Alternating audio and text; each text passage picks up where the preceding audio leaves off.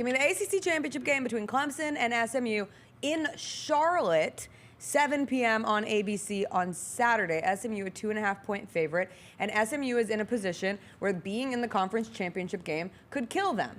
If they lose, there is no guarantee that they are in the college football playoff despite making it to the ACC championship game. The chair of the CFP yesterday left the door open for SMU to get left out if that were to happen. Now, Dabo Swinney has also been flexing from the position of Clemson is a team that has been in 7 ACC title games since 2015. Cade Klubnik, their current quarterback, was the most outstanding player in 2022's ACC championship game. The experience is there, and Dabo said that Clemson was the first 15-0 national championship, and now maybe they could be the first 3-loss national champion. Boy, that would upset some people, he said. Y'all would have to take some things back. But I'm sitting here like, what if SMU just runs all over them?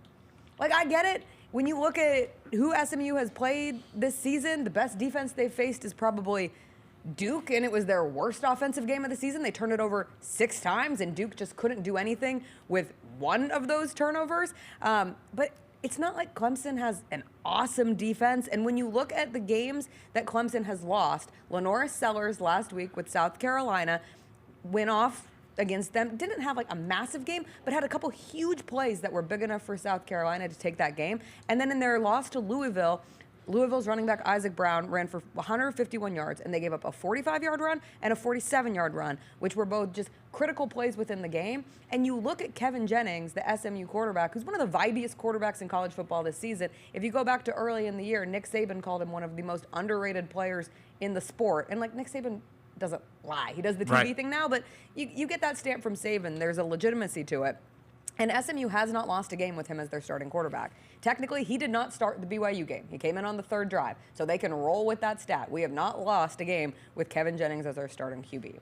And him and their running back, Brashard Smith, have been one of the best and most effective duos in college football this season. They average 39 points a game, 5th in the country. Again, who have they played? Valid concern.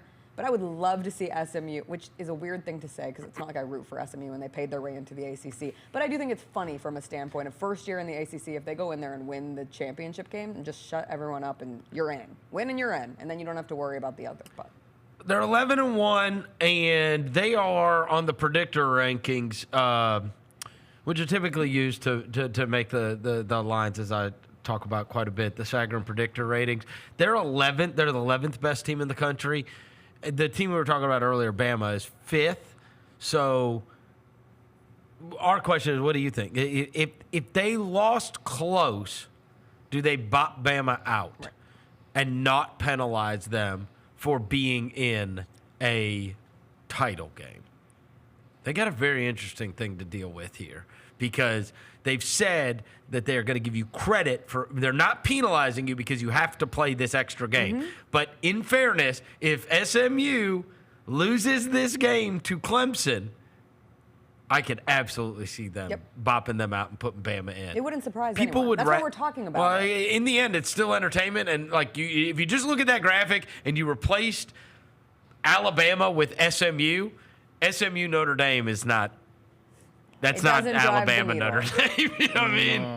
And again, this is a TV show. Like, college football is a TV show. Alabama fans, they are going to be the biggest SMU fans in the world. Well, it's the same thing that happened. That's the cleanest thing that can happen, is SMU just beating Clemson. If SMU wins and if Boise State wins, and that's our next game, so we can roll into that. But if SMU wins and Boise State wins, then this is it. Then our penultimate rankings, Devin, become the actual rankings, and nothing changes.